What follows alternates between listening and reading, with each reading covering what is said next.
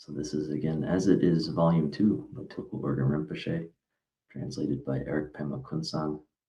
If you're looking at this on YouTube, Erik Pema Kunsang has some good teachings on YouTube too that are recorded. Worth checking out. He's not cited very often, but he's very good. He was a student of Tulku Rinpoche for many, many years, and his main translator.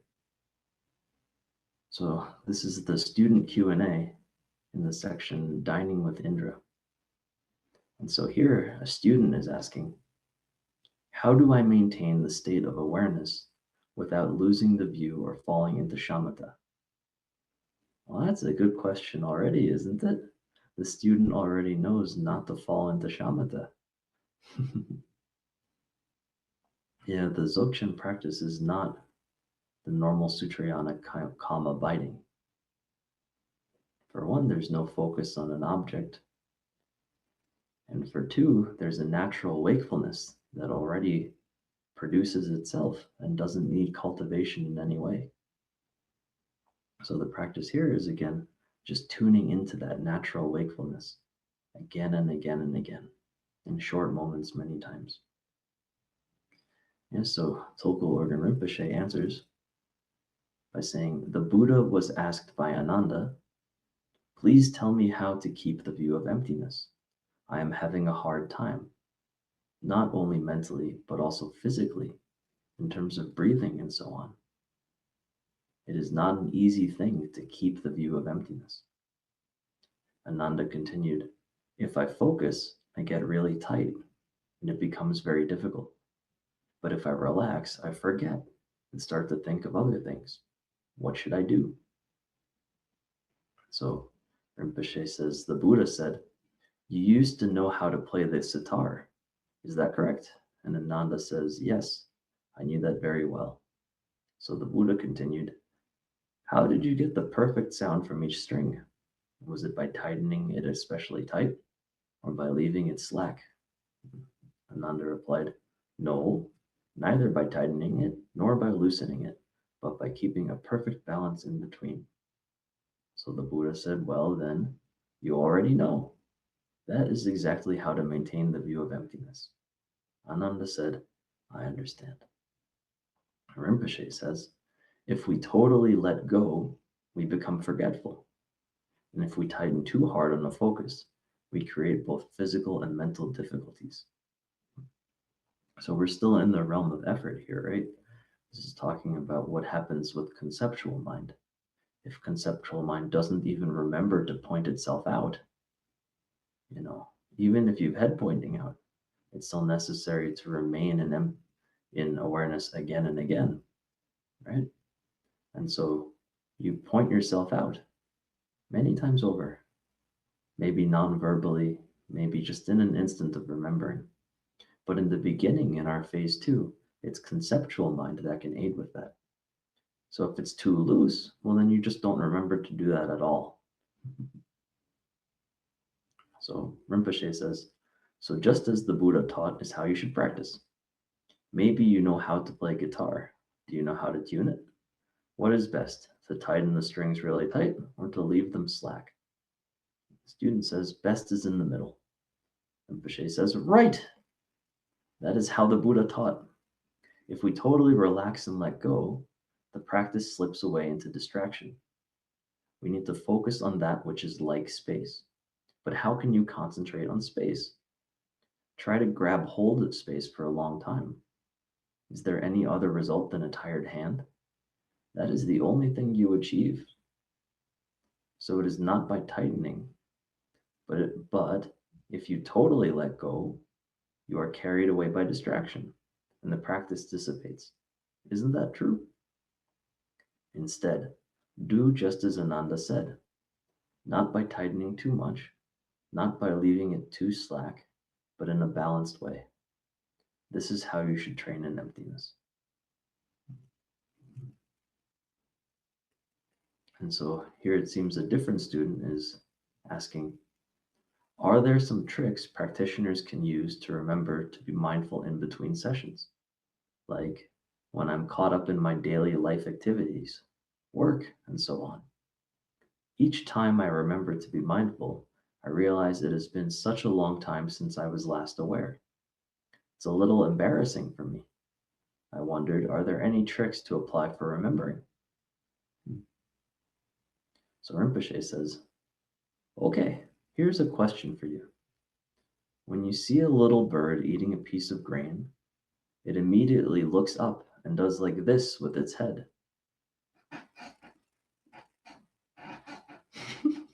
Squirrels do that too. But you can see the birds peck, and then they take like 2 pecks, and then they remember, oh yeah, alertness. They go back and forth between modes. So Rinpoche says it's doing this all the time. Why does it do that? And the student says it's afraid of the hawks flying overhead. Rinpoche says yes, we can easily spend our whole life in the black diffusion of confused thinking, which is much more dangerous than those hawks. There is a much greater loss involved here than a bird's life. Just as the fear reminds the bird to look, look. Let the fear of mindlessness remind you. If you dread that hawk of unaware dissipation and keep it acutely in mind, you will remind yourself repeatedly, just like the little bird. When reminding, immediately recognize mind essence. If you don't remind yourself, who else is going to do it? If you don't get yourself onto dry land, who else is going to get you out of the water? What is most important for you? The work you are carried away by in this life, or attaining liberation and enlightenment? Yeah, so the underlying thing here is, of course, if you're carried away by something, by definition, conceptual mind has found it interesting. More interesting than space, because conceptual mind cannot grasp to that, right? And so it can feel like a choice, like you have chosen suffering. You have chosen going back into conceptualization or something. It's not exactly like that, but you can condition conceptual mind to be less inclined toward going into objects, just like tightening the string. It's really the same question. If there's too loose and conceptual mind is left to do whatever it does, well, then you never get past the phase 2. And if it's too tight, well, then conceptual mind is constantly looking, evaluating. And then no matter what it does, you also can't get there. So right in the middle here too. So the student was asked, what you want, samsara or enlightenment? And the student replies, attaining liberation and enlightenment. Good student. So Rinpoche says, what's the actual purpose of the work we do in this life? First, to hoard money. Next, to protect it from disappearing. Then to increase the stockpile. Those are the 3 occupations of a worldly person: to gather wealth, to keep it, and to increase it. Our primary efforts in this life are to make money and to pursue the enjoyments we can buy with this money. People undertake an enormous amount of trouble in order to first gather money. Next, they must protect it from being stolen or otherwise disappearing. We are never happy with what we have. We need to have more and more and more.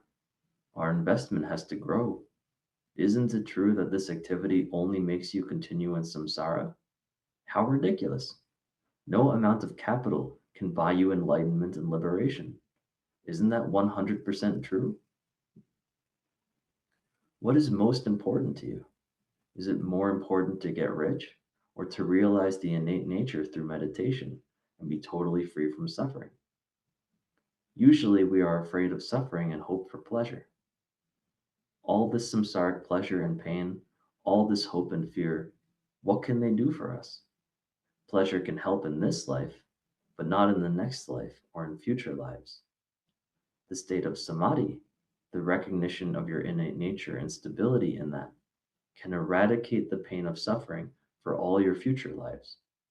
You won't even hear the word suffering in future lives. You will go from one happy state to the next. Which of these has the highest value? the greatest benefit? The student replies, the latter. Rinpoche says, samadhi, that's it. You do not have to hoard samadhi. You do not have to keep the state of samadhi. You do not have to increase it. You can totally let go of it at the moment of recognition.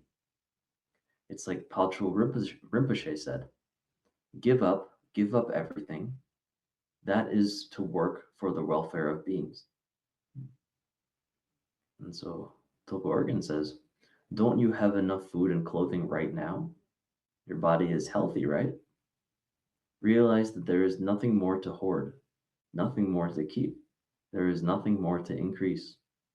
Otherwise, you become a slave to your wealth and enjoyments. The outcome of that is more samsara, the three realms, and the three miserable states. Other than giving up hoarding and enlarging your amount of wealth, there is nothing to do, right? There is not much busyness involved in this. When you become stable in the unemployed state of mind essence, you automatically rise above the three realms of samsara, and even above Indra, king of the gods. You are more wide open, more carefree. It's like the famous saying, wherever you go, the sun of happiness shines. Whoever you are with, you are totally at ease. Isn't that an advantage, a good outcome? Do you want to take another rebirth in samsara, again die, then again be reborn? Is that what you want? The student says, no. Good student. Rinpoche says, I am teasing you. And the student says, that was a true practitioner's trick. Rinpoche says, you understand. Thank you very much. Someone who understands this deserves to be called a practitioner. Such a person will rise above this world. You can sit next to Indra, the king of the gods, and share his meal. Wouldn't that be better than lunching next to the Lord of Death with his ox-headed and goat-headed minions, which is what one faces after death? The only thing you will worry about in that situation is, where are they going to take me after this? It is much better to sit next to Indra and eat happily. So, we have these two roads, and only one goes upward.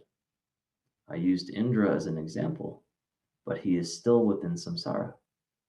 There are even better places to go than that, like the Nirmanakaya or Sambhogakaya Buddha fields. The other road leads downwards.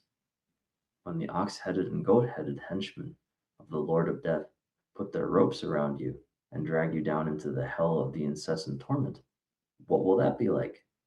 Right now, we are at the dividing point of these two roads. What are you going to choose?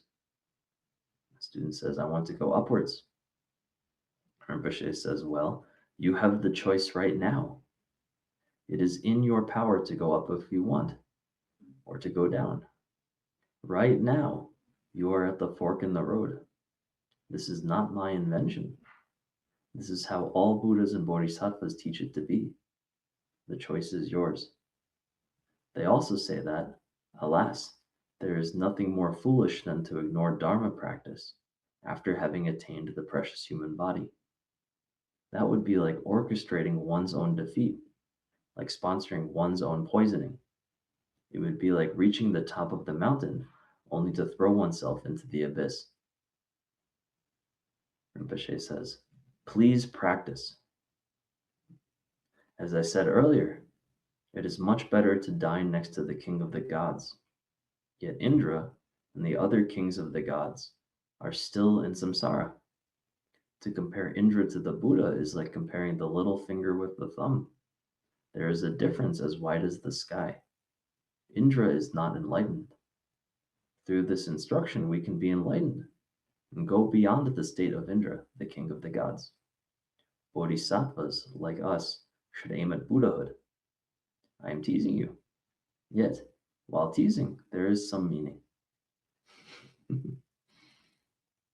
Rinpoche says, please practice well. If you train well and become more stable, you will not have much trouble in this life. This life doesn't have to be that difficult. Be carefree.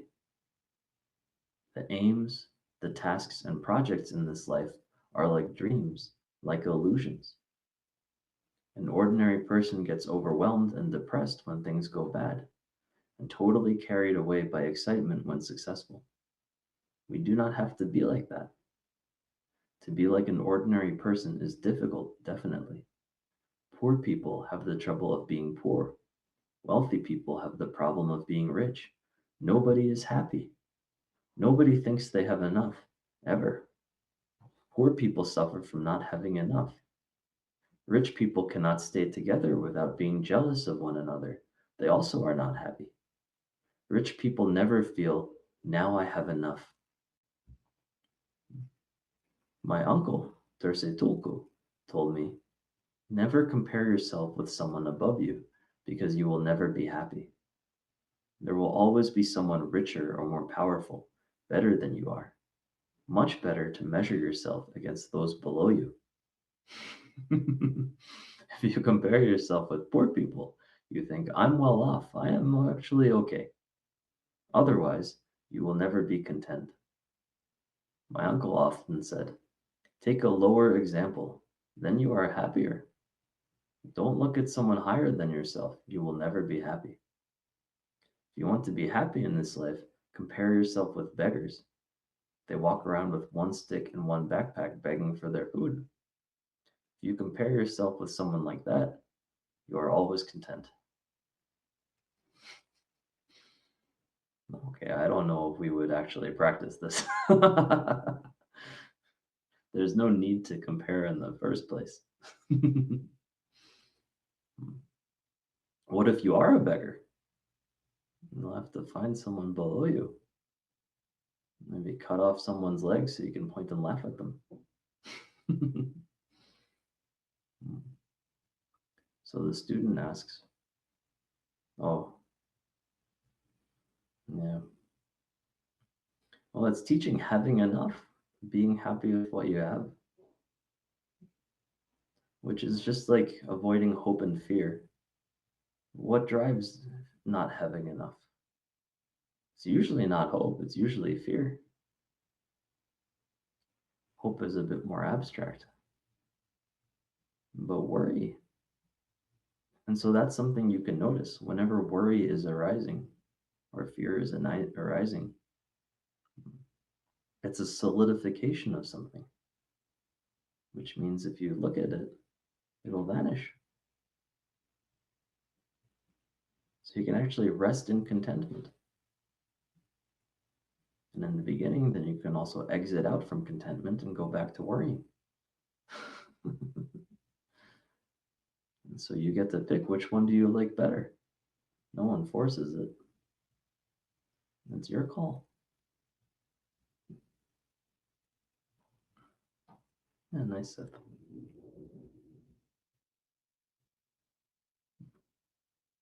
Well, maybe that's a good place to stop. There's another student question, but it's a bit different, right? Unless there's not much more. I don't know how long this chapter is.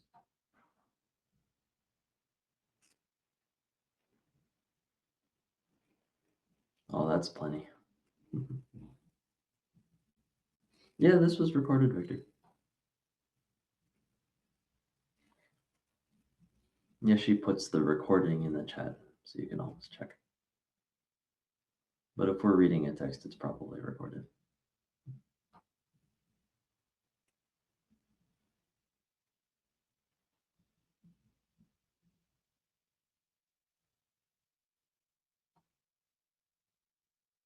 Very nice.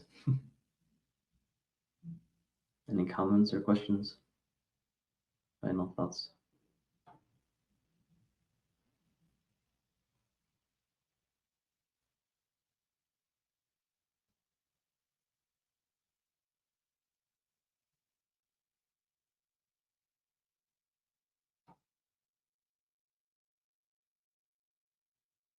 Yeah, well, let's dedicate then.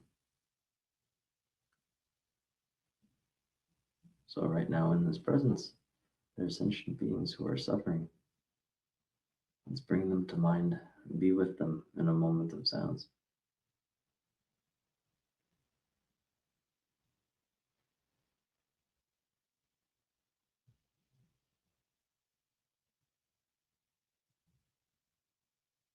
Thank you, everyone.